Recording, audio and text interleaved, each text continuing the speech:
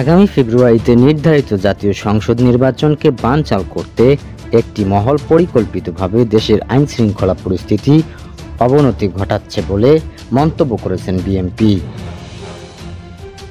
বিএনপির ভারপ্রাপ্ত চেয়ারম্যান তারেক রহমানের সভাপতিত্বে সভায় অংশ নেওয়া স্থায়ী কমিটির সদস্য ডক্টর খন্দকার মোশাররফ হোসেন বলেন ও মির্জা আব্বাস ও নাগেশ্বর চন্দ্র রায় ও আব্দুল মঈন খান, নজরুল ইসলাম খান, মির্জা ফখরুল ইসলাম আলমগীর, আমির খসরু মাহমুদ চৌধুরী, সালেউদ্দিন আহমেদ, বেগম সেলিম রহমান, ইকবাল হোসেন টুকু, মেজর অবসরপ্রাপ্ত হাফিজ উদ্দিন আহমেদ, অধ্যাপক ডক্টর AZM জাহিদ হোসেন।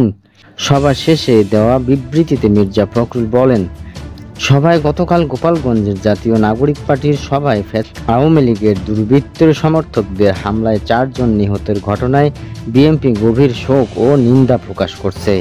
এই হামলাকে গণতান্ত্রিক প্রক্রিয়াকে নস্যাৎ করার ষড়যন্ত্র হিসেবে উল্লেখ করা হয় সভায়। বিএনপির মহাসচিব আরও বলেন, সভা জাতীয় ঐক্যমত কমিশনের বৈঠকে সর্বশেষ অগ্রগতি সম্পর্কে সালেউদ্দিন আহমেদ সভাকে পরিস্থিতির অবহিত করেন। আজ রাতে আবার স্থায়ী কমিটির সভায় ঐক্যমত কমিশনের বৈঠকের বিষয় নিয়ে আবারও আলোচনা হবে। গণতন্ত্রের উত্তরাঞ্চলের পথকে বিঘ্ন করার জন্য এবং আগামী ফেব্রুয়ারি মাসে প্রতিশ্রুতি জাতীয় সংসদ নির্বাচনকে ব্যাহত করার জন্য একটি মহল পরিকল্পিতভাবে দেশের আইনশৃঙ্খলা পরিস্থিতি অবনতি ঘটাচ্ছে বলে উল্লেখ করেন মির্জা ফখরুল। তিনি বলেন, মব ক্রাইসিস, হত্যা, ছিনতাই, ডাকাতি, চাঁদাবাজি ইত্যাদি অপরাধের মূল কাণ্ড বৃদ্ধি পাচ্ছে। এ ব্যাপারে সরকারের সংশ্লিষ্ট বিভাগগুলি অযোগ্য এবং পরিস্থিতিকে আরও অবনতির দিকে নিয়ে যাচ্ছে।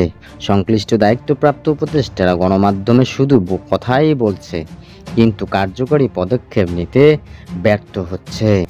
মিটফোর্ড নৃশংস হত্যাকাণ্ডে বিএনপিকে সম্পূর্ণ অন্যায়ভাবে জড়িয়ে কয়েকটি রাজনৈতিক দলের শিষ্টাচার বিবর্জিত বক্তব্য ও প্রভাকাণ্ড গোটা জাতিকে অস্থির করছে বলে উল্লেখ করে বলেন সাবেক এই মন্ত্রী।